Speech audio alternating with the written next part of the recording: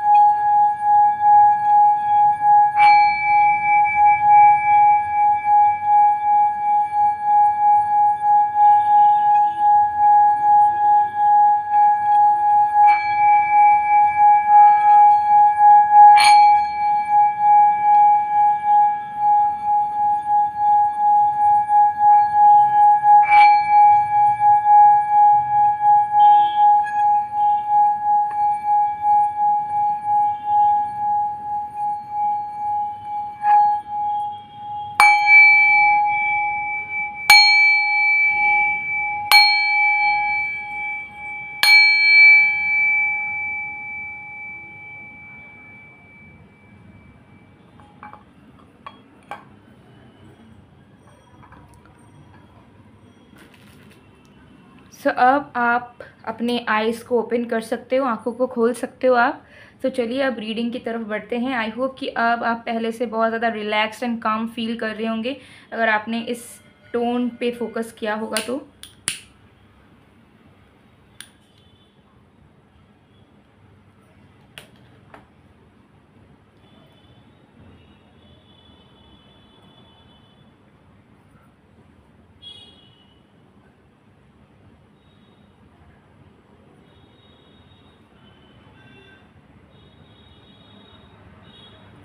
Okay, सो चलिए देख लेते हैं जिनके बारे में आप सोच रहे हो उस इंसान की करंट फीलिंग्स।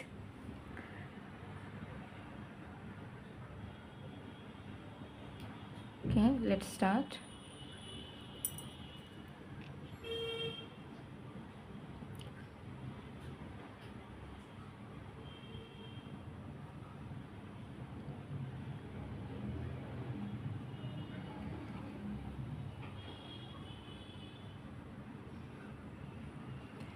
सबसे पहली चीज़ आपके पर्सन के दिल में ये चलता हुआ नज़र आ रहा है कि आपके पर्सन को कहीं ना कहीं फ़ील हो रहा है कि वो बहुत हद तक जजमेंटल हुए हैं इस रिश्ते में। ठीक है, जहाँ पे आपने सिर्फ प्यार को या एक दूसरे के बॉन्ड को प्रायोरिटाइज़ किया, वहाँ पर उन्होंने और भी बहुत सारी चीज़ों को, बहुत सारे फैक्टर्स को, बहुत सारी एनर्जीज़ को प्रायोरिटाइज़ किया। ठीक है। एंड इसके चलते उन्होंने बहुत बार आप दोनों के रिश्ते पे डाउट किया, बहुत बार वो जजमेंटल हुए आपको लेकर, इस रिश्ते को लेकर, बहुत बार वो इम्पल्सिवली उन्होंने बहुत कुछ डिसीजंस लिया, बहुत बार रिश्ते को बिगाड़ा, बहुत बार झगड़े किए, ठीक है। एंड बहुत बार वो ओवरथिंक करके ही कंक्लूजन तक पहुंच गए जो कि रियलिटी थी भी नहीं, एंड उसके अकॉर्डिंगली उन्होंने बहुत बार गलत डिसीजंस लिए हैं इस रिश्ते को लेकर। तो कहीं ना कहीं वो फील कर पा रहे हैं कि उन्हें पेशेंस रखना चाहिए था, ठीक है। रिलेशनशिप्स में कभी जल्दबाजी नहीं होती, और जल्दबाजी होती है तो चीज़ें ख़राब होती हैं, ठीक है। तो आपके पर्सन कहीं ना कहीं समझ पा रहे हैं कि अगर वो पेशेंस रखते तो उन्हें इस रिश्ते की सबसे खूबसूरत बातें समझ आती, ठीक है। इस रिश्ते की एसेंस महसूस हो पाती, एंड अच्छाई वो इस रिश्ते की और आपकी देख पाते। लेकिन वो बहुत जल्दबाजी उन्होंने की है इस रिश्ते में, ठीक है, जिसके वजह से वो इस रिश्ते की एसेंस को ही नहीं समझ पाए, और नेगेटिविटी ही इनके दिमाग में चलती रही, ठीक है, कि जो वो उल्टा सीधा सोच रहे हैं वही ठीक होगा, फ्यूचर नहीं होगा, फ्यूचर में ये प्रॉब्लम होगी, वो प्रॉब्लम होगी, ये इनमें अच्छी नहीं है, ये इनमें अच्छा नहीं है। इस तरीके की माइंडसेट आपके पर्सन की रही है। तो आपके पर्सन कहीं ना कहीं फील कर रहे हैं कि अगर वो इतना ज़्यादा भी जजमेंटल ना होकर थोड़ा सा पेशेंस रखते और आप दोनों के बीच के डिफरेंसेस को थोड़ा सा वो देखते कि वो किस ओर बढ़ रहा है, तो शायद चीज़ें अभी जिस तरीके की आप दोनों की चल रही है उतनी ज़्यादा प्रॉब्लमेटिक नहीं होती, ठीक है। तो वो कहीं ना कहीं फील कर पा रहे हैं कि उन्होंने ज़बरदस्ती का ही जो स्पार्क आप दोनों के बीच में था उसे बुझाने की कोशिश करी है, ठीक है। बेवजह आपको हर्ट करा है, इम्पल्सिवली डिसीशंस लेकर बहुत बार इस रिश्ते के बुनियाद को, इस रिश्ते के फाउंडेशन को उन्होंने तोड़ने की कोशिश की है, ठीक है। एंड उन्हें कहीं ना कहीं ऐसा फील हो रहा है कि उन्हें थोड़ा सा पेशेंस रखना चाहिए था, जिसके चलते अब उन्हें लग रहा है कि चलो ठीक है, पेशेंस पहले तो हम नहीं रख पाए, पहले हम इम्पल्सिव थे, पहले हम इमेच्योर थे, पहले हम बहुत ज़्यादा नेगेटिविटी में थे, पहले हम सिर्फ अपना साइड देखते थे, अपना परसेप्शन देखते थे। बट अब आपके पर्सन कहीं ना कहीं फील कर रहे हैं कि पेशेंस और समय सब कुछ बदल देता है, ठीक है। तो वो कहीं ना कहीं सोच रहे हैं कि उन्हें इस रिश्ते में वक्त देना चाहिए। जितना बुरा उन्हें ये रिश्ता लगता हुआ आया है या आप लगते हुए आए हो, उतना बुरा ये रिश्ता या उतने बुरे आप बिल्कुल नहीं हो। वो उनका मन का वहम है, भ्रम है, उनका खुद का डर है, उनकी खुद की इनसिक्योरिटीज़ हैं जो बाहर निकल के रिफ्लेक्ट होती है, और वो कहीं ना कहीं आप दोनों को हर्ट करती है डायरेक्टली और इनडायरेक्टली। सो मुझे यहाँ पर दिख रहा है कि आपके पर्सन करंटली फील कर रहे हैं कि उन्हें आप पेशेंस रखना है, उन्हें आपके साथ कदम से कदम आगे बढ़ना है, साथ निभाना है आपका। एंड अगर उन्हें कुछ अपने मुताबिक चलता हुआ नज़र नहीं आता है तो भी वो पेशेंस रखकर देखेंगे कि चीज़ें कैसे चेंज हो रही हैं या चीज़ें कैसे बढ़ रही हैं। वो उतावले नहीं हो जाएंगे, बेचैन नहीं हो जाएंगे कि ये तो मेरे अकॉर्डिंगली हो नहीं रहा है तो हम इस रिश्ते को तोड़ देते हैं या इस रिश्ते से पीछा छुड़ा लेते हैं। तो वो कहीं ना कहीं समझ पा रहे हैं कि मैच्योरिटी, कमिटमेंट एंड अंडरस्टैंडिंग से एक रिश्ता चलता है, और जब वहाँ पे ये 3 चीज़ें मिसिंग हो जाती है तो फिर प्यार रहते हुए भी चीज़ें ठीक से आगे नहीं बढ़ पाती है 3D रियल्म में, ठीक है। तो आपके पर्सन कहीं ना कहीं समझ रहे हैं कि वो जितना अपने पर्सनल लाइफ में मैच्योर हैं, ठीक है, जितना मैच्योरिटी वो बाकी जगह शो करते हैं उतनी ही मैच्योरिटी उन्हें इस रिश्ते में भी शो करनी चाहिए। जैसे वो अपने काम को, अपने फैमिली को छोड़ने के बारे में नहीं सोचते हैं, प्रॉब्लम्स आने के बाद भी वो उनके साथ इंटैक्ट रहते हैं, वैसा ही उन्हें आपके साथ भी करना चाहिए था, जो उन्होंने किया नहीं, जिसके वजह से उन्हें बुरा फील हो रहा है करंटली। लेकिन अब वो सोच रहे हैं कि अब वो धैर्य रखेंगे, ठीक है, अब वो आपके डिफरेंसेस को अपनाएंगे। अगर वो चीज़ उनसे पॉसिबल नहीं भी होती है कि एक्सेप्ट वो कर पाए कोई चीज़ आपकी, तो वो वक्त लेंगे कि वो चीज़ वो ईज़िली एक्सेप्ट कर पाए, ठीक है। मतलब डिफरेंसेस के वजह से वो ज़बरदस्ती के इश्यूज़ या ज़बरदस्ती के झगड़े जो हैं वो क्रिएट नहीं करेंगे।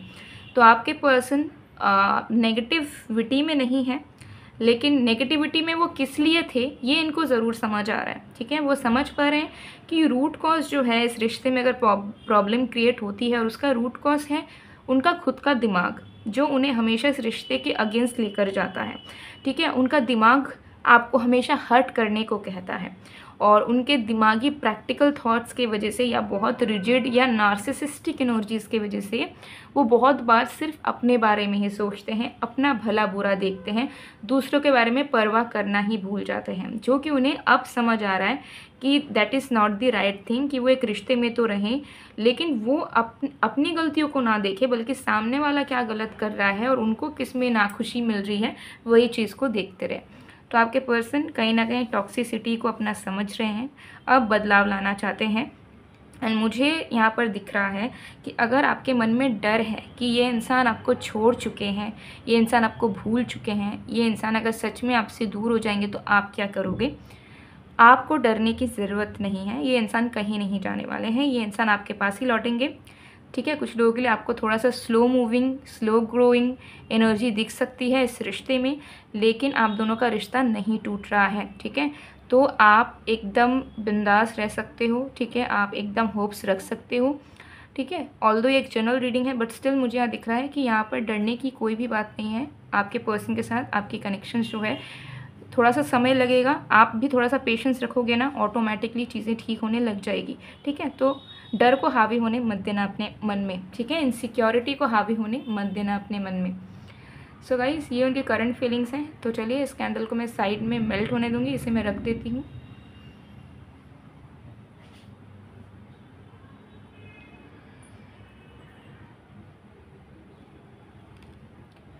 तो चलिए कुछ चैनल्ड मैसेजेस देखेंगे आपके पर्सन की तरफ से आपके लिए।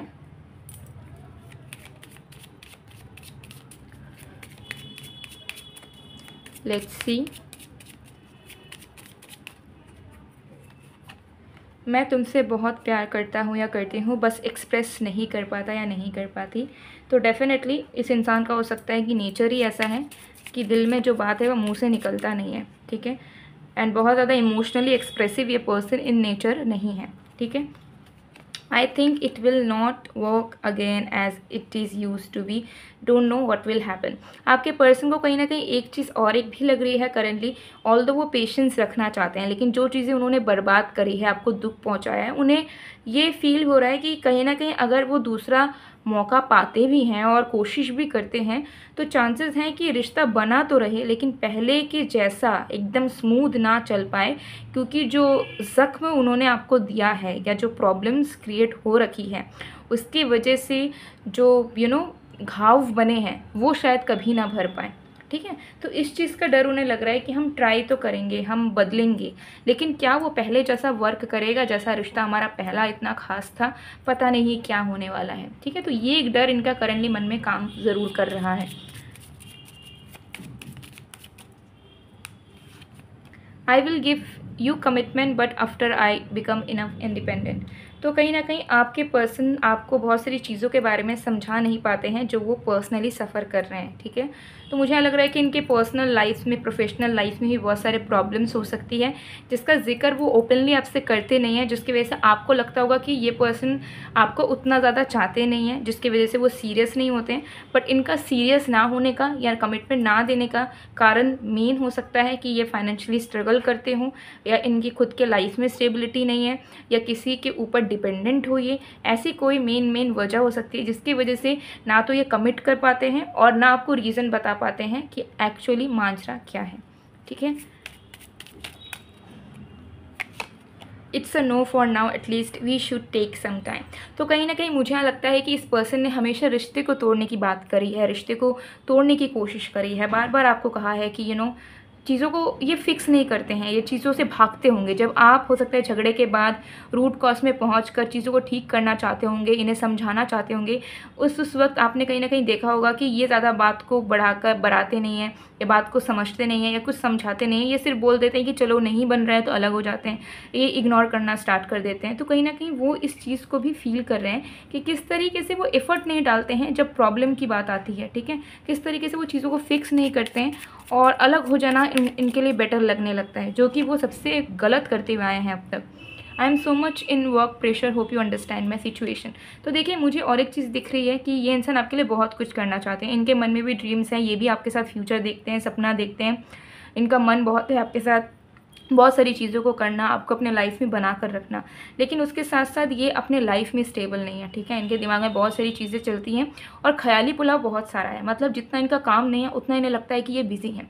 फॉर एग्जाम्पल, अगर ये जॉब भी करते होंगे, बिजनेस भी करते होंगे, डजेंट मैटर, टाइम इनके पास होता है, लेकिन हमेशा इन्हें ऐसा फील होता है कि इनके पास वक्त नहीं है, इनको और भी बहुत कुछ करना है ज़िंदगी में, लेकिन करते कुछ नहीं है। हो सकता है सोते रहते होंगे, लेकिन दिमाग में ये चलता है कि इन्हें लाइफ में बहुत कुछ करना है और ये एक बिजी पर्सन है। तो ये इस पर्सन का ये एक माइंड में मैं क्या बताऊँ, एक हैबिट बन चुका है, जहाँ पे अगर काम ना भी करे, फ्री भी पड़े रहें, तो भी इन्हें ऐसा फील होता है कि ये बहुत लाइफ में बिजी हैं।